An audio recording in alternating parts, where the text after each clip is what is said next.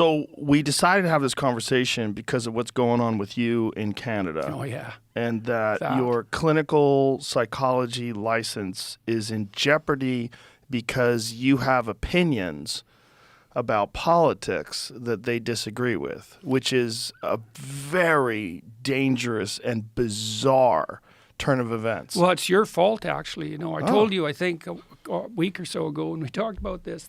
Okay, so let me give you some background here. So I want to know how it's my fault. I will. I'll tell you. A lot of things are your fault, as it turns out. Oh, no. Yeah. So the College of Psychologists has basically levied what are equivalent to about 13 lawsuits against me simultaneously. Now, the reason I call them lawsuits is because they're actions undertaken on behalf of a complainant. Now, the complainant can be anyone anywhere in the world who complains about me for any reason. They don't have to be former clients. They don't even have to be anybody I've ever met. They don't even have to have met anybody I've ever met.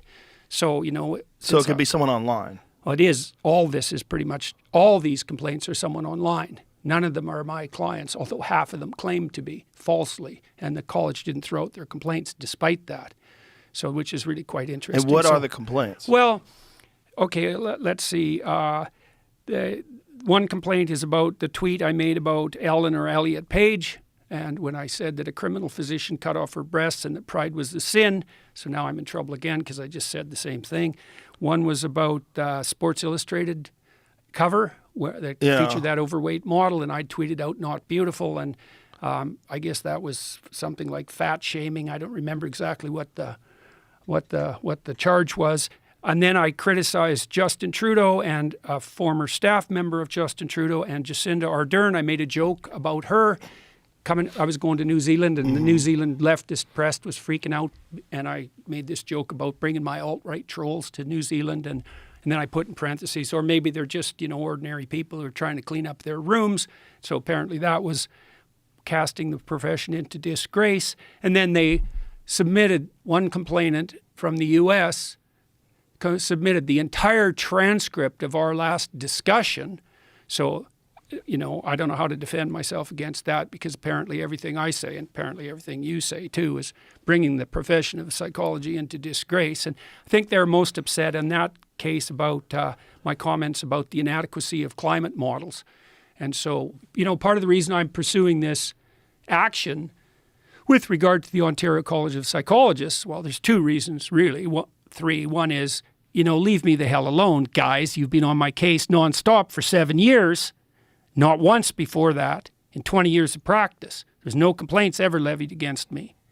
It wasn't until I started to become, relatively well-known publicly that the college came after me. And 7 years of that gets to be a bit much, especially now that there's 13 lawsuits compiled up, and all of them are for political opinions, and half of them have been put forward on false grounds. But even that's not enough for me to engage in the battle. The reason I'm engaging in the battle is, well, first of all, you want me to do social media retraining so I communicate better according to your experts? It's like, experts by what criteria exactly? What's a social media communication expert? You got any documentation that even exists as a field? And how do you know that if you have that social media expert train me, that I'm going to be a better therapist? There's no body of data that suggests that in the least. So I'm not going down that route. We should explain that, because so I've already been sentenced, right? Yes. This isn't a threat by the college. This is what the situation already is. I haven't been hauled in front of their disciplinary board yet, but they've already convicted me of disgracing the profession and sentenced me to an indefinite period of re-education. And that's the second most serious punishment that they can levy against a professional. The first is to take away the license. The second is to undergo this retraining and to publicly announce the necessity for that, which they've already done in my case. And so now I have to sit down with these experts at my expense for an indefinite period of time until I'm trained properly, whatever the hell that means, by the criteria of the so-called experts and the college. And that isn't pending an investigation.